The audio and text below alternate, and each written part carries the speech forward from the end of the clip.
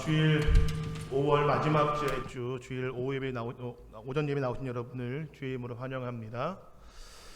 고생하셨습니다. 이제 드디어 마지막 주입니다. 다음 주는 담임 목사님 이제 안식을 끝내고 돌아오셔서 더 좋은 말씀 주실 줄 믿습니다. 오늘 말씀에 좀 더 집중해 주셔서 저에게 더 힘을 좀 보태 주시고 함께 은혜를 나누기를 원합니다. 오늘 여호수아서 1장 말씀을 가지고 함께 나의 하나님, 우리 교회 하나님이라는 제목으로 말씀을 나누고 은혜 받기를 원합니다. 여호수아 1장을 보면 여호와의 종 모세가 죽은 후에라는 말씀으로 1장이 시작되는 것을 볼 수가 있습니다. 모세가 어떤 사람인가요? 잘 아시는 것처럼 모세는 전무후무한 사람이었습니다. 하나님을 직접 대면하여서 하나님과 함께 이야기했던 사람이기도 하고요. 또 애굽에서 그 400년에 넘는 그 시간 동안 그 종살이를 끝내고 하나님의 그 능력에 따라서 10가지 재앙을 애굽에 쏟아부은 후에 이스라엘을 출애굽시킨 사람이 바로 모세입니다. 이뿐만 아니라 홍해를 가른 사람이기도 합니다. 그리고 뒤쫓아왔던 애굽의 전차 부대를 다 수장시켰던 사람이기도 합니다. 그뿐만 아니라 그 하나님의 종 모세는 40년간의 광야 생활 동안에 이스라엘을 훌륭하게 이끌었을 뿐만 아니라 가장 훌륭한 업적이었던 시내산에서 하나님의 율법, 말씀을 직접 받아서 계명으로 삼는 사람이 바로 이 모세입니다. 그러니까 이 모세, 전무후무한 지도자였던 모세가 이제 약속의 땅 가나안을 앞에 두고 죽음을 맞이하고 만 것입니다. 하필 그때였던 거죠. 이제 그토록 바라고 소망했던 그 약속의 땅 가나안으로 들어가는 그 마지막 그 요단 앞에서 하나님이 모세를 불러가시는 것입니다. 성경은 이 모세의 죽음을 한 줄로 간단하게 요약하고 있지만 막상 그 모세의 죽음을 맞이했던 이스라엘에게는 또 여호수아에게는 그 죽음 자체가 엄청난 충격이었으며 동시에 큰 위기가 아닐 수가 없었습니다. 한번 생각해 보시길 바랍니다. 이스라엘이 마실 물이 없다고 모세에게 불평하면 모세가 하나님께 기도하고 반석을 내리쳤더니 거기서 물이 흘러 넘쳤습니다. 또 먹을 것이 없다고 투덜대면 또 모세가 그 문제도 해결해 주었습니다. 또 고기가 먹고 싶다고 불평을 하면 또 모세가 하나님께 기도하여서 그들에게 이에 고기가 끼도록 배가 터지도록 고기를 먹여주었습니다. 또 불순종하여서 이 불뱀에 물려 죽게 되었을 때에 모세에게 또 가서 상황을 이야기하면 모세는 놋뱀을 만들어 장대에 매달아서 그것을 보면 살 수 있도록 그렇게 방법을 마련해 주었습니다. 이뿐 아닙니다. 다른 민족과의 전쟁이 일어났을 경우에 모세가 손을 들고 기도하기만 하면 이스라엘이 승리하는 그런 역사와 기적도 맛보았습니다. 뿐만 아니라 패역했던 이스라엘이 하나님 앞에 범죄하고 원망하고 불평하여서 또 금송아지를 만들어서 다 죽을 상황에 놓였을 때에 이 모세가 자신의 목숨을 걸고 하나님께 중보하여서 그 이스라엘을 결국 살려내지 않았습니까? 그러니까 모세는 이스라엘에게 있어서 정말 엄청난 사람이었을 뿐만 아니라 하나님께도 하나님과 대면하여 이야기를 나누었던 유일한 사람이기도 합니다. 40년 동안 그 한결같은 모습으로 이스라엘 외에서 애를 쓰고 모든 일들을 척척 해내었던 이 위대한 사람 모세의 죽음은 약속의 땅 가나안을 앞에 둔 이 이스라엘에게는 아주 큰 충격과 위기가 아닐 수가 없었습니다. 그리고 이제 모세를 불러가신 하나님께서는 이제 여호수아를 모세의 뒤를 이어서 이스라엘을 이끌 지도자로 세워주셨습니다. 왜 하필 이때였을까요? 모세를 굳이 모세가 죽을 때에도 눈이 흐리지 않았고 힘을 잃지 않았기 때문에 가나안 땅에 들어가서 충분히 그 정복 전쟁을 완수하고 남을 수 있는 상황이었는데 왜 굳이 이때 그 모세를 불러가신 것일까요? 여기에는 하나님의 뜻과 은혜가 있음을 우리는 알아야 합니다. 이 위기의 시점에서 약속의 땅 가나안에 들어가기 앞서서 이스라엘은 이제 분명한 사실을 한 번 더 기억하고 명심해야 했습니다. 그것이 무엇이냐면 이스라엘을 이끄시는 분은 모세가 아니라 사람이 아니라 하나님이심을 이스라엘은 반드시 알아야 했던 것입니다. 모세가 오랜 세월 큰 문제 없이 이스라엘을 잘 인도해 왔지만, 그래서 사람들이 모세를 의지하고 모세를 존경할 수밖에 없었지만, 이스라엘을 이끄시는 분은 모세가 아니라 하나님이시고 이스라엘의 주인은 바로 하나님이심을 이때 이 위기의 순간에 알기를 원하셨던 것입니다. 모세를 세우신 분도 하나님이시고 모세를 내리신 분도 하나님이심을 그들은 알아야 했습니다. 이제 마찬가지로 이 새로운 지도자 이 여호수아도 하나님이 어떤 분이신지를 확실히 알아야 했습니다. 그리고 자기가 약속의 땅 가나안에 들어가서 그 사명을 완수하고 또 하나님의 백성들을 이끌어 나아갈 때에 그 중차대한 막중한 사명 앞에서 이제 누구를 의지하고 누구를 붙들어야 할지를 명확히 알기를 원하셨기 때문에 하나님은 요단을 건너기 전에 모세를 불러가셨으며 새로운 지도자를 세우심으로 이스라엘에게 또 여호수아에게 하나님이 어떤 분이신지를 알게 하시는 것입니다. 우리가 이 땅을 살아가면서 오해하지 말아야 할 것이 몇 가지 있습니다. 그 중에 하나가 과거의 영광과 전통입니다. 무슨 말씀이냐면 영광과 전통은 굉장히 중요합니다. 우리 자부심이기도 하지요. 또 우리가 훌륭한 믿음의 선배들에게 우리 신앙을 배우는 것도 물론 중요합니다.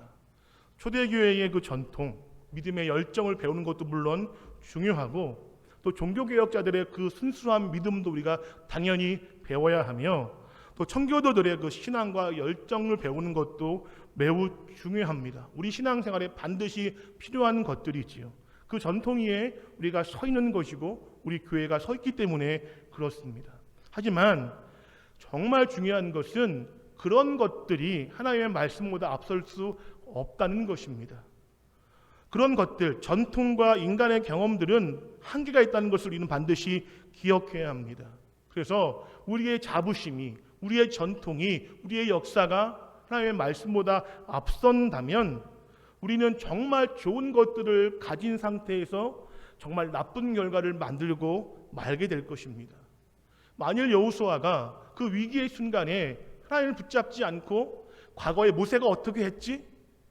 예전에 모세가 이런 상황에서 어떻게 이 일을 처리했을까라는 것을 먼저 생각해서 인간의 전통과 과거의 경험에 매달렸다면 아마 여호수아는 그 사명을 온전히 감당할 수 없었을 것입니다. 하나님은 그래서 여호수아에게, 이스라엘에게 무엇을 붙잡아야 하고 무엇을 의지해야 하는지를 분명히 알기를 원하셔서 이런 상황을 만드신 것입니다. 이제 모세는 죽고 가나안 정복 정책을 눈앞에 둔 시점에서 여호수아는 심히 두려웠을 것입니다.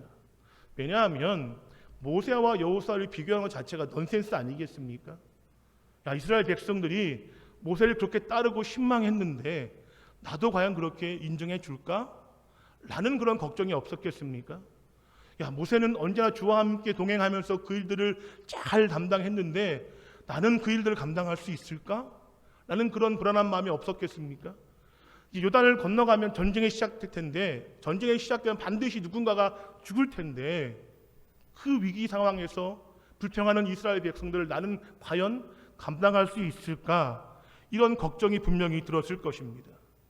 그런 큰 걱정과 문제 앞에서 여호수아가 계속 사람의 눈치를 보고 과거의 경험에 매달렸다면 결코 여호수아는 하나님이 원하시는 그 뜻대로 그 사명을 감당할 수 없었을 것입니다. 하나님은 그때에 위기이자 새로운 도전의 때에 여호수아가 확실하게 하나님만을 붙잡는 법을 배우기를 원하시는 것입니다. 하나님을 붙잡는 것은 다른 의미로 이야기해서 세상을 붙잡는 것을 포기하는 것과 같은 말입니다. 하나님을 붙잡는다는 것은 우리가 세상을 의지하지 않는 것과 같은 말이라는 것입니다. 그래서 우리는 여호수아의 모습을 보고 우리도 이 땅을 살아갈 때에 하나님만을 붙잡아야 됨을 우리는 본받아야 하고 그러한 삶을 살아내야 할 줄 믿습니다. 사랑하는 성도 여러분, 우리가 명심해야 할 것이 한 가지 있는데 우리는 한쪽에는 하나님을 붙잡고 한쪽에는 세상을 붙잡을 수 없음을 우리는 명심해야 합니다. 많은 사람들이 둘 다 붙잡으려고 애를 쓰다 보니 이것도 아니고 저것도 아닌 삶을 살게 되는 것입니다. 우리의 손이 세상의 끈을 붙잡고 있을 그때에는 결코 하나님의 끈을 붙잡을 수가 없습니다. 예수님께서 분명히 말씀하시기를 사람이 하나님과 세상을 겸하여 섬길 수 없다라고 분명히 말씀해 주셨습니다. 그러면 우리는 인생을 살아갈 때에 특별히 어려운 문제 앞에서 우리의 주인이 누구인지를 분명히 해야 합니다. 우리가 어떠한 삶을 살아가야 하는지를 분명히 알고 결정해서 하나님만을 의지하고 붙잡는 믿음의 삶을 살아가야 할 줄 믿습니다. 여호수아는 과감하고 담대하게 그 위기 앞에서 하나님을 붙잡아야 했습니다. 그리고 하나님께 그렇게 붙잡으라고 말씀해 주셨습니다. 그렇다면 어떻게 하나님을 붙잡을 수 있을까요? 우리가 어떻게 해야 하나님을 붙잡는 삶을, 전적으로 의지하는 삶을 살아갈 수 있을까요? 그 방법은 오늘 하나님께서 말씀해 주시기를 하나님의 율법을, 하나님의 말씀을 온전히 지키는 것이라고 우리에게 분명히 말씀해 주고 있습니다. 오직 하나님의 뜻을 따라 살아가는 것이 하나님을 의지하는 것이라고 말씀하고 있는 것입니다. 그 어떤 체계적인 훈련보다도, 인간의 방법보다도, 내 보기에 좋은 나의 삶의 노하우보다도 정말 중요하고 의지하고 우리가 먼저 그것을 붙들어야 가장 좋은 것이 하나님의 말씀이라고 분명히 우리에게 보여주고 계신다는 사실입니다. 다 함께 우리 7절 말씀을 읽겠습니다. 오직 강하고 극히 담대하여 나의 종 모세가 내게 명령한 그 율법을 다 지켜 행하고 의로나 좌로나 치우치지 말라. 그리하면 어디로 가든지 형통하리니. 아멘. 이 말씀을 믿으십니까? 그냥 말씀을 좋아하는 정도가 아닙니다. 그냥 말씀을 내가 좀 좋아해서 읽는 그런 정도가 아닙니다. 내가 좋은 말씀은 받고 싫은 말씀을 버리는 그런 정도가 아닌 것입니다. 뭐라고 말씀하시냐면 그 말씀을 주의 말씀으로 받아서 다 지켜 행하라고 말씀하고 있는 것입니다. 이것이 우리에 대한 권면이 아니라 우리에 대한 하나님의 명령인 줄 믿으시기 바랍니다. 더불어 말씀하시기를 그 말씀을 기준 삼아서 우로나 좌로나 치우치지 말라고 말씀하시면서 그 말씀대로 살아가라고 그렇게 우리에게 말씀하시며 한 가지 약속을 덧붙여 주시는데 그것이 무엇이냐면 그렇게 말씀을 따라 살아가면 내가 어디로 가든지 형통할 것이라고 말씀하시는 겁니다. 내 방법을 따라 살아갈 때 형통할 것이 아니라 인간의 노하우를 따라 살아갈 때 형통하는 것이 아니라 사람을 의지해 살아갈 때 형통할 것이 아니라 저 힘 있는 사람, 저 능력 있는 사람을 의지해 살아갈 때에 형통하는 것이 아니라 오직 주의 말씀을 따라 살아갈 때에 어디로 가든지 무슨 일을 하든지 형통할 것이라고 말씀하시는 것입니다. 그러니까 이것을 반드시 명심해야 할 줄 믿습니다. 우리가 하나님의 말씀을 단단히 확실하게 붙잡지 않으면 우리는 결코 세상 가운데 담대할 수 없습니다. 한번 여러분 생각해 보시기 바랍니다. 세상이 얼마나 크고 얼마나 두렵습니까? 인생을 살아오면 살아올수록 세상에 만만하지 않음을 우리가 너무나 잘 알고 있습니다. 내 힘으로 세상에 어떤 것도 이룰 수 없음을 우리는 잘 알고 있습니다. 우리가 그런 세상을 살아가면서 우리 아이들이 그런 세상을 살아가면서 그 내 힘을 의지하고 그 짧은 내 지혜를 의지하고 그 알량한 내 경험을 의지해서 살아간다면 우리가 세상 앞에 담대할 수 있겠습니까? 그 여러 가지 문제와 걱정과 어려움 앞에서 우리가 아무렇지 않듯이 담대히 살아갈 수 있겠습니까? 저는 결코 그럴 수 없다고 생각합니다. 그러면 연약한 우리가 그 세상 가운데 담대할 수 있는 이유는 딱 한 가지입니다.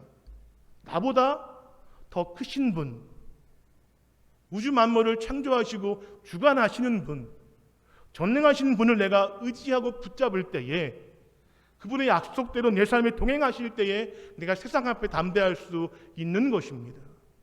그러므로 내가 좀 건강이 부족하고 가진 것이 없고 내 상황이 좀 좋지 않다 할지라도 그것 때문에 염려하고 불안할 것이 아니라 약속대로 나와 함께 하신 주님을 의지할 때에 내가 그 의지하는 방법을 오늘 말씀하시는 것처럼 말씀을 다 지켜 행하는 그런 열심으로 내가 그것을 감당해낼 때에 하나님이 나와 함께 하실 것이고 내게 형통의 복을 주시기 때문에 내가 세상 앞에서 담대할 수 있는 것입니다.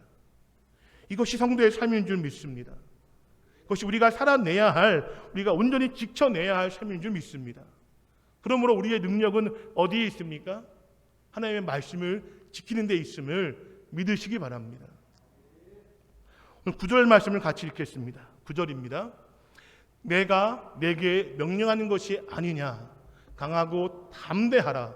두려워하지 말며 놀라지 말라.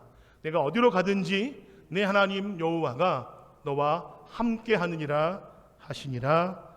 아멘. 두려워하는 여호수아에게, 문제 앞에 있는 여호수아에게 주님이 뭐라고 말씀하십니까? 두려워하지 말라고 말씀하십니다. 강하고 담대하라고 말씀하십니다. 그 문제 앞에서 떨지 말라고 말씀하십니다. 그 이유가 뭐라고 말씀하십니까? 나는 너의 하나님이라고 말씀해 주시는 것입니다. 이제 요단을 건너서 전쟁도 해야 되고 사명도 감당해야 되고 이스라엘 백성들을 끌고 가야 하지만 그 큰 문제 앞에서 담대하라고 말씀하십니다. 두려워하지 말고 염려하지 말라고 하십니다. 그 이유가 왜냐고요? 하나님이 함께 하시기 때문인데 그 하나님이 바로 나의 하나님이라고 말씀해 주시는 것입니다. 이것이 우리의 믿음이라면 우리가 무엇을 두려워할 수 있겠습니까?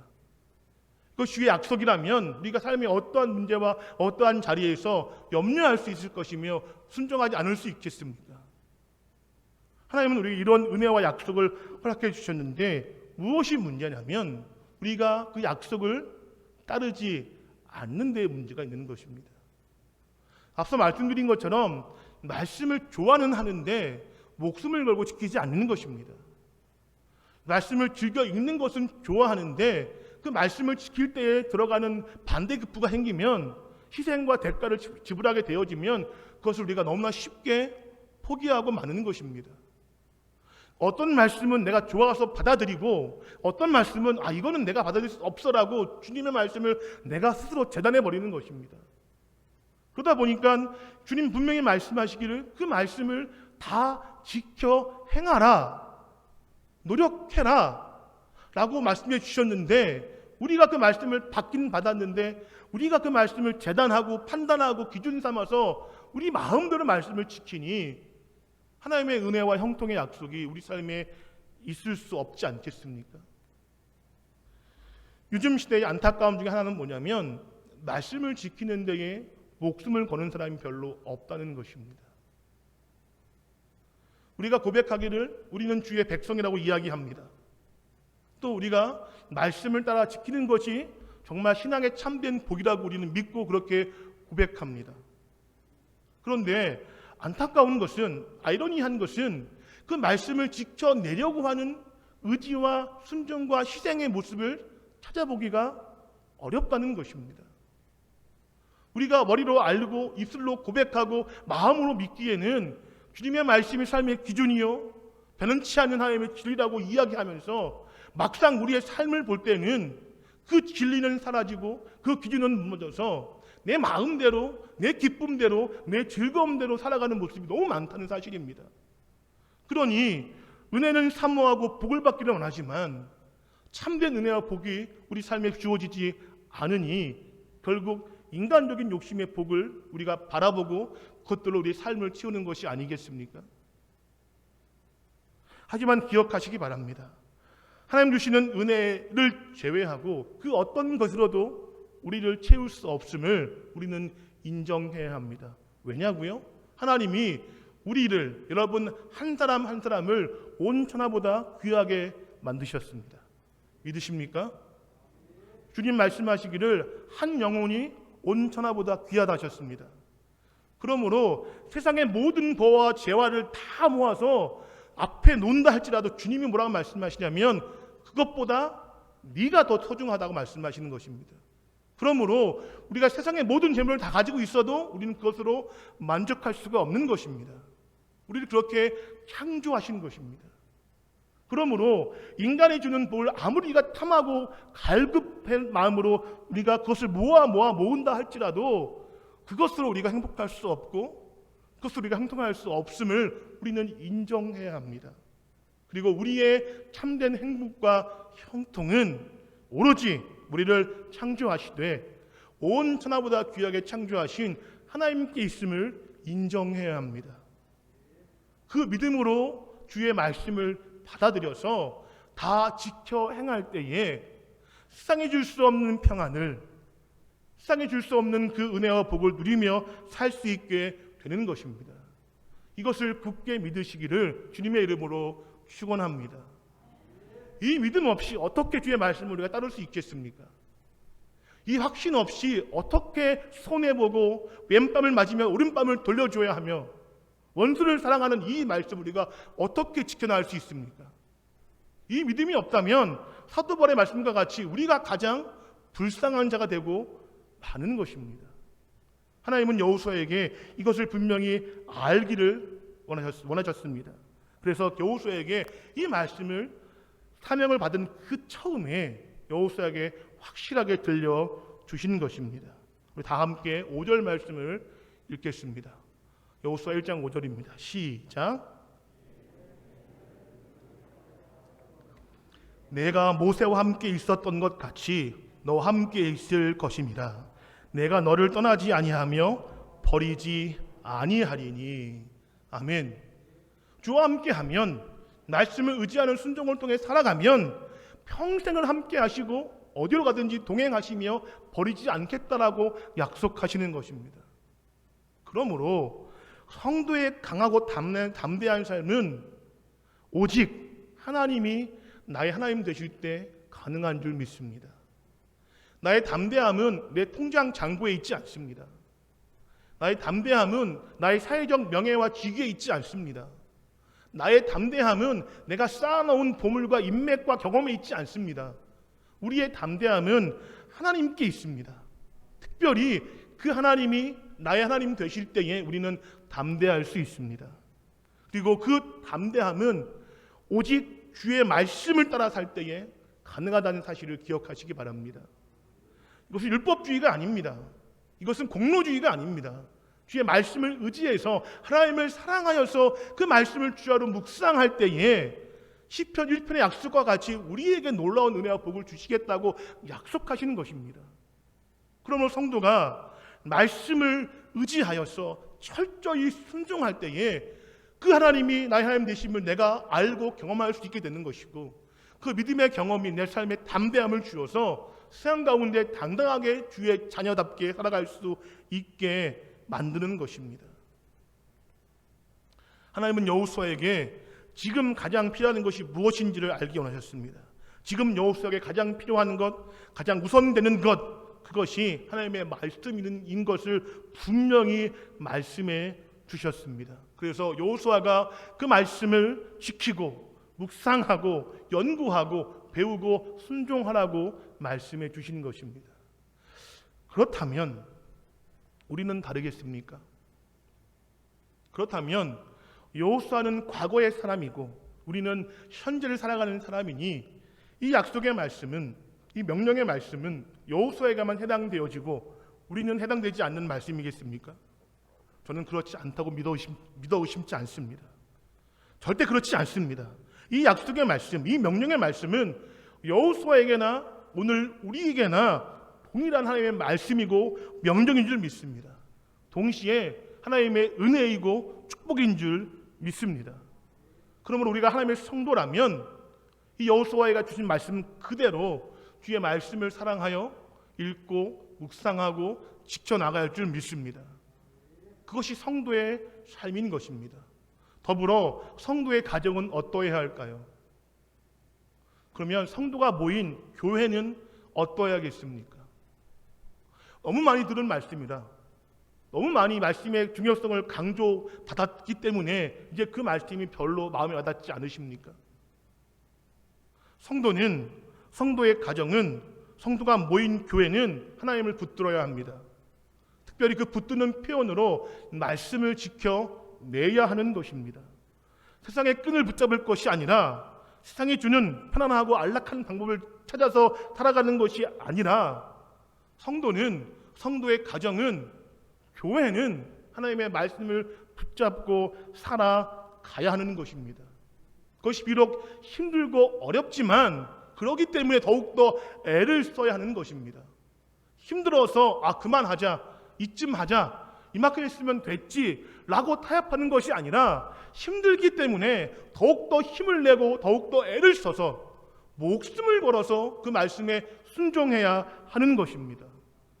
그럴 때에 하나님의 약속과 형통과 평안과 은혜와 복이 우리 삶에 임할 줄 믿습니다. 하나님이 내 삶의 주인 되심을 우리가 고백한다면, 그것이 사실이라면 우리는 주인 되시는 주님의 말씀에 귀를 기울여 살아가야 합니다. 그래서 하나님께서 내 삶에 찾아오셔서 나의 하나님이 되어주시면 나머지 것들은 자기의 자리를 찾아가게 되어 있습니다. 하나님이 나의 하나님이 되어주시면 내가 돈을 섬기겠습니까? 내가 명예를 찾아 살아가겠습니까? 내가 건강만을 바라며 살겠습니까? 그렇지 않습니다. 하나님이 내 삶의 주인 되어주셔서 나의 하나님이 되어주시면 나머지 돈과 재물과 건강과 명예와 권력들은 하나님 밑에 자리에 찾아가게 되어서 그것이 비로소 우리에게 복이 되어지는 것입니다. 그러므로 성도의 가정은, 교회는 무엇보다도 말씀을 읽고 말씀을 듣고 말씀을 지키는 데에 온 힘을 다해야 합니다.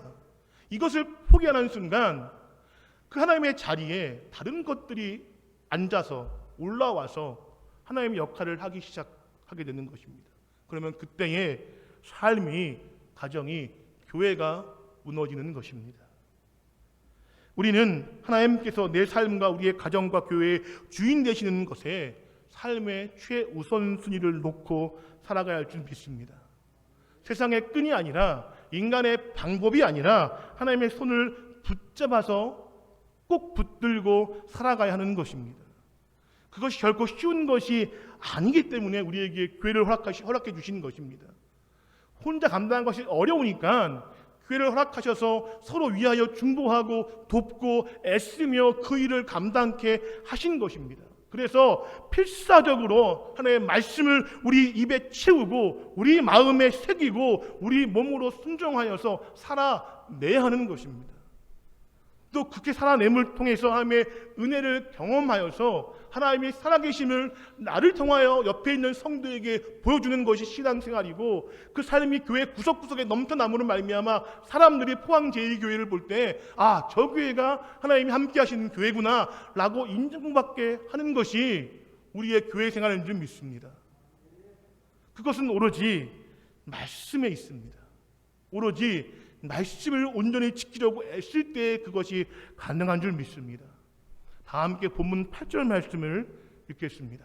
8절입니다. 시작.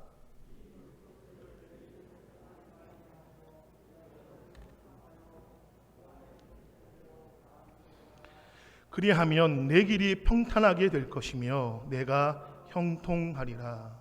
아멘. 말씀이 우리의 입에 채워지고 우리의 마음에 새겨지고 또 우리가 삶을 걸어서 하나님의 말씀대로 지켜 행하면 하나님이 우리 하나님이 되어주십니다. 하나님이 우리 교회의 하나님이 되어주십니다. 그리고 약속하신 대로 하나님의 형통을 우리가 경험할 수 있게 되어집니다. 바라기는 주의 말씀을 사랑하시기를 바랍니다. 사랑하시되 내 마음대로 사랑하지 마시고 주의 말씀에 따라서 하나님의 말씀을 사랑하시기 바랍니다. 현대사회가 흘러가면서 과학이 발달되어지고 우리의 관계가 복잡해지고 삶의 그 속도가 빨라지면서 제가 느끼는 가장 큰 아쉬움은 말씀에 대한 우리의 순도입니다.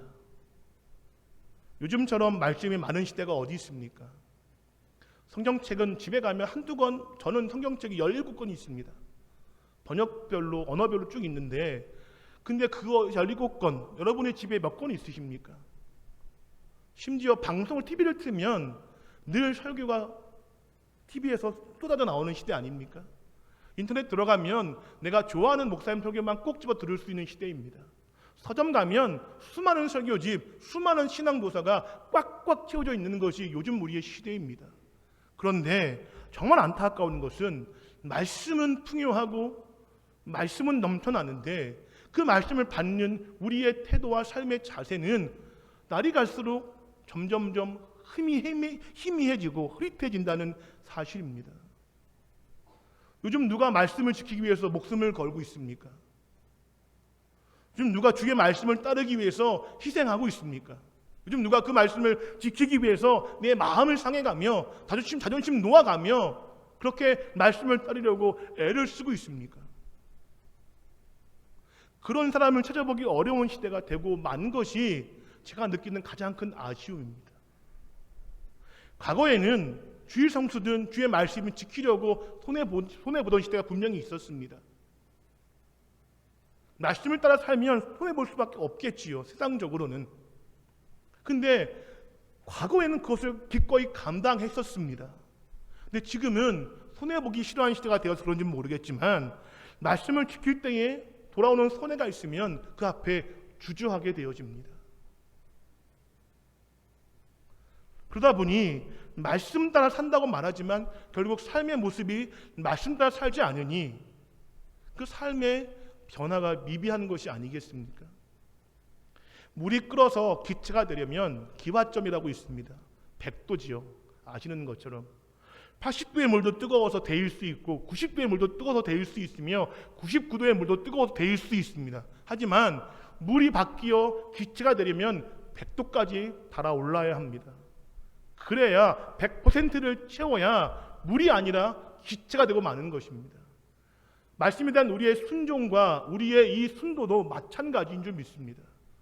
적당한 순종이 아니라 뜨뜻미지근한 순종이 아니라 오늘 말씀하신 대로 다 지켜 행할 때에 힘을 다해서 내 삶을 걸어서 내 인생을 걸어서 그 말씀에 순종할 때에 그때 내 삶이 달라지는 것입니다. 그때 주의 은혜가 부어지는 것입니다. 그 사실을 반드시 기억하시기를 주님의 이름으로 축원합니다. 우리의 삶이 그러한 삶이 되어져야 하고 우리의 가정이 그러한 가정이 되어져야 하며 우리의 교회가 그러한 가정이 되어져야 합니다. 다시 한번 우리 본문 9절 말씀을 다 같이 읽겠습니다. 내가 내게 명령하는 것이 아니냐. 강하고 담대하라. 두려워하지 말며 놀라지 말라. 내가 어디로 가든지 내 하나님 여호와가 너와 함께 하느니라 하시니라. 아멘. 두려워하지 마시기 바랍니다. 말씀 앞에 주저하지 마시기 바랍니다. 그저 담대하고 강하여서 그 말씀대로 살아내시기를 애쓰시기 바랍니다. 그러면 나머지는 우리 주께서 하십니다. 나머지는 우리 하나님께서 하시는 줄 믿으시기 바랍니다. 말씀을 정리하겠습니다. 하나님께서 시내산에서 모세를 통하여서 이스라엘에게 율법을 주신 이유가 있습니다. 그것은 단순히 율법을 지킴으로 구원받게 하기 위함이 결코 아닙니다. 또 단순히 율법을 통해서 죄를 깨닫게 하기 위함도 결코 아닙니다. 또 율법 때문에 인간에게는 구원받을 수 있는 방법이 없구나 라는 것을 알려주는 용도로만 주신 것도 결코 아닙니다. 출애굽 이후에 하나님은 이스라엘과 언약을 맺으셨습니다. 그 언약의 골자를 정리하면 이것입니다. 하나님이 이스라엘의 하나님이 되시고 이스라엘이 하나님의 백성이 되는 것, 이것이 언약의 중심 내용입니다. 그런데 하나님께서 언약 백성인 이스라엘에게 이제 그 언약 백성임을 증명하며 살아가라고 주신 지침이 있는데 그것이 바로 말씀이 있는 것입니다. 너희가 내 백성이라면 이 말씀을 지키며 살아가야 해. 너희가 내 백성이라면 이 말씀을 지켜낼 때에 내 백성인 것을 모두가 알게 될 거야 라는 뜻으로 말씀을 주시는 것입니다. 그러므로 구약시대의 이스라엘 백성들이 생명을 걸고 율법을 지켰던 이유는 율법을 지킴으로 의롭다함을 받으려고 하는 것이 아니라 율법을 지킴으로 내가 하나님의 백성임을 증명하려고 힘을 다하는 것입니다. 하나님이 나의 하나님이심을 알게 하려고 율법을 지키는 데에 온 힘을 다하는 것입니다. 이 사실은 오늘을 살아가는 우리에게도 동일하게 적용되어지는 법칙인 줄 믿습니다. 분명한 사실은 구원은 오직 예수 그리스도를 믿음으로만 가능합니다. 예수님을 믿음으로만 받습니다. 하지만 우리가 구원받았다는 그 증명, 그것을 증명하는 방법은 또 우리 하나님의 백성이라는 것을 증명하는 방법은 오직 믿음을 삶으로 행할 때에 말씀을 따라 살아갈 때에 그때 그것이 가능한 줄 믿습니다. 이 사실은 사복음서에 기록된 예수님의 말씀으로도 충분히 알 수 있고 서신서에 기록된 사도 바울의 말씀으로 충분히 알 수 있는 사실입니다. 그러므로 오늘 설교의 제목과 같이 오늘 우리의 시대에 하나님이 나의 하나님이 되시기를 원한다면, 아니 나의 하나님이시라면, 하나님이 우리 교회의 하나님이시라면 이제 우리는 말씀을 사랑하여서 말씀을 입에 새기고 입에 채우고 마음에 새기고 삶으로 순종함으로 지켜내야 할 줄 믿습니다. 여호수아가 그랬던 것처럼 우리도 그렇게 말씀을 따라 좌로나 우로나 행하지 않고 지켜 살아갈 때에 하나님이 우리의 하나님이 되어주시고 우리에게 놀라운 은혜와 형통의 복을 채워주시는 것입니다. 바라기는 그런 성도가 되시기를, 그런 포항제이가 되기를 주님의 이름으로 축원합니다. 그래서 하나님이 우리 하나님 되어주심을 우리가 당당히 고백하고 하나님이 우리 교회 하나님이 되어주심을 당당히 선포하는 그런 은혜와 복된 삶을 살아가시기를 다시 한번 주님의 이름으로 축원합니다. 기도하시겠습니다.